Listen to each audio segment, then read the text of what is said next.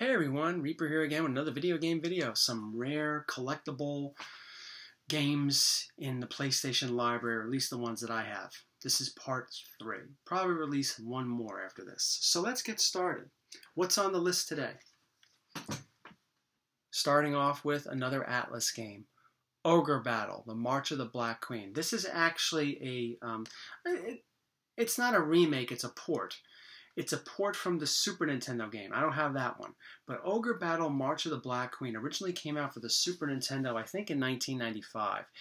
And I don't think it sold too well. It is a turn-based strategy game. It's a little different than a regular turn-based strategy game. I'm not going to get into specifics for this video, but it is a rarer release. It says it's the limited edition. Remember, this is another one of those games that you got to make sure it's complete. It's one disc, even though it's in a double jewel case. But you got to make sure it comes with... This is not necessarily a map, but it's some sort of stat sheet. You know, what characters are able to... How many times a certain character, a classic character, will attack in battle. It helps you figure out, you know, to try to get the gist of the game. Because it is, again, like I said before, a little different when it comes to turn-based strategy games. But again, the Super Nintendo version is much rarer and much more desirable. But for this will probably cost you maybe about $60, $70. That's a lot of money, you know, for an older game. Now, this game's not rare, but it's desirable. We have Powerup the Rapper. It's an interesting game, you know. It was a lot of fun to play. You know, it's one of those games you gotta hit the button at the right time so that he could rap and win the contest against other people and all that stuff. But here's the thing with this one. It doesn't necessarily come with an instruction manual, like a traditional instruction manual. You know, you open it, you read how to play it, right? That's an instruction manual. But at this time, the instruction manual looks like a regular manual, right? But no. It's just a cover and a map. Or like a poster, rather. It's more of a poster. I'm not going to open up the whole thing.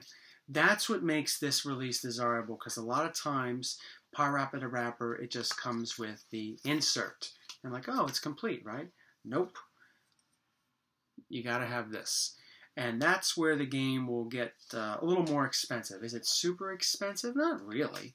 I think this, you know, complete will probably cost you about maybe $50, maybe $60. I might be off with that one, but it's going to cost you a little bit more than the version that doesn't come. Not version. If you were to buy it without the map or poster.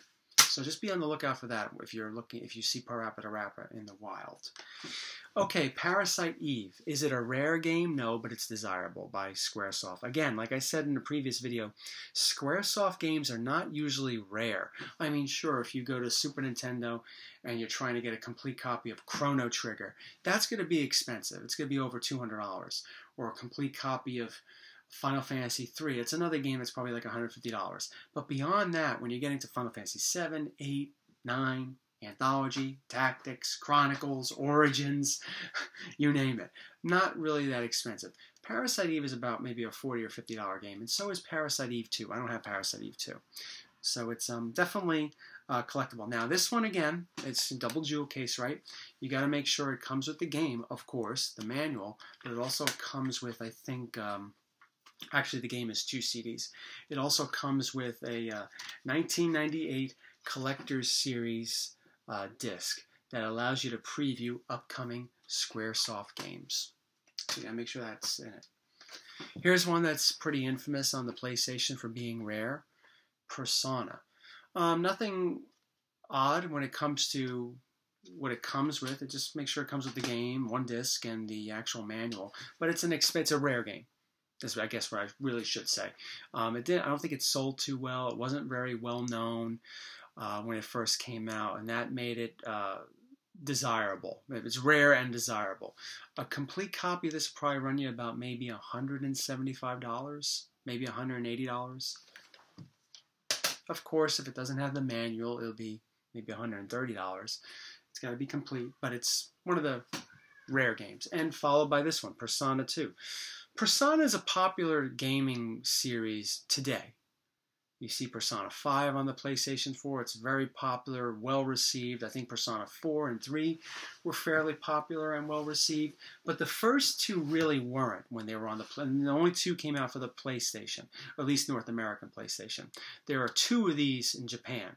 There's Persona 2, the Eternal Punishment, and there's another one, some sort of Sin or whatever. I don't know. It never came out in the States. But wasn't very popular here in the States. And that's why it's... I think it's rare too. I don't think they release that many. Atlas is known for that. Sometimes they don't release a whole lot. They have a decent print run of games, right? They don't run out and then that's it. But they don't have a huge print run, at least most of the time, Atlas, the way other companies do, like Squaresoft. Here's another rare game that's actually very delightful. Sometimes these rare games are not that good, as I mentioned in previous videos. But this game is a rare game. It seems like it was a budget release when it came out. One of those games that was probably like $19.99, brand new. Pink Panther.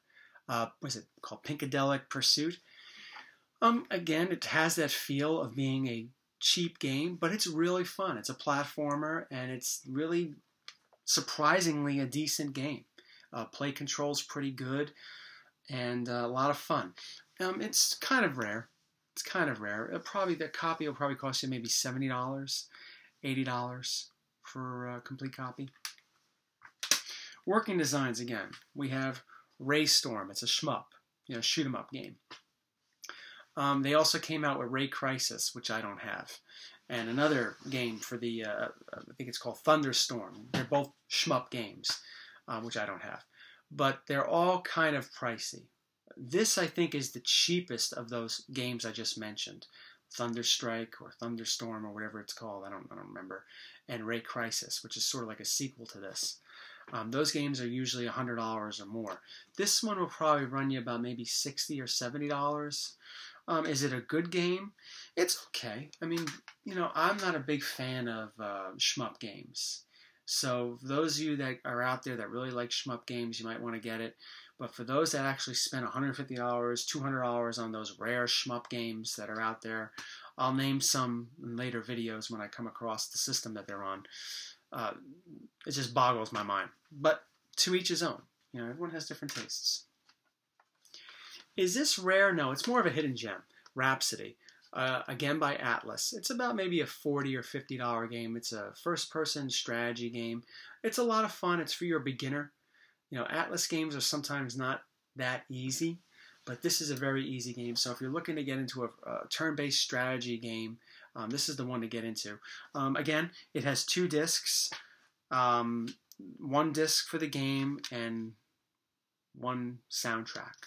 So if you get looking for it in the wild, you see it, make sure you just open it up and make sure it has both discs. Here's another game by Capcom. Is it super rare? No, but it's, kind of desirable. Rival Schools. 2 discs, again. 2-disc game. This is the arcade disc. I couldn't tell you the difference between... This is the Evolution disc. I could not tell you the difference between the 2 versions. I have not played this game since I bought it when it first came out. I played a little bit of it. From what I remember, I enjoyed it, and it's just one of those games that I just put away and forgot because I was buying so many games at that time. This was in like the late 90s when, you're working and you're able to get, you don't have as many bills and you're able to get as much as you want, and I was just buying game left and right. And that's why I got some of the games that are rare that I didn't really like. I just bought it, played it, and was like, well, I'll move on to the next game, and quickly forgot about it, and that's why it's still in my collection.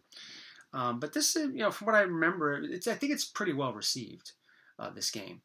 And I think I enjoyed it when I played it, but I think this usually runs you about maybe $50 bucks, maybe 60. I had 2 copies of it. I sold one. I don't even remember why I had 2 copies. Last 3 for this video. Silent Hill. Is it a rare game? No, but it's desirable. It's psychological survival horror game by Konami. We know the movies with Silent Hill. I think we do. Is it a pretty good game? It's okay. I mean, it's a game that came out in 1999. The look of it, the play control of it, didn't really stand the test of time of 21 years. It's okay though. This game probably costs you about $50. Another working designs game, Silhouette Mirage.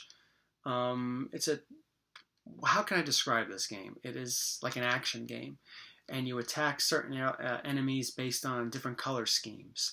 So it's fun. I could pretty much play it. I'm colorblind. I have trouble seeing through certain colors. It's fun to play, but it can be difficult, and it can be expensive, this game. Like I said, I don't know if it's rare. I don't think it's common either. But I think it'll cost you about maybe $75. And the last game, again, a desirable game, a hidden gem. I would definitely say this is a hidden gem. Very weird game. It's an action platformer called Skull Monkeys. And you can maybe see his eye moving up and down, lenticular cover. I remember when this came out. I bought it not long after. I enjoyed it very much. It's a platformer game, and it's so strange, and it holds up today because it's all done in like claymation style animation, both their cutscenes and the game itself. So it still holds up very well for a game. I think, when did this come out? 97? For a game that's 23 years old. Fantastic game. And for that reason, a lot of people are interested in it, and it usually goes for maybe about $60 or $70. So, is it worth it? Yeah. I mean, it gets hard.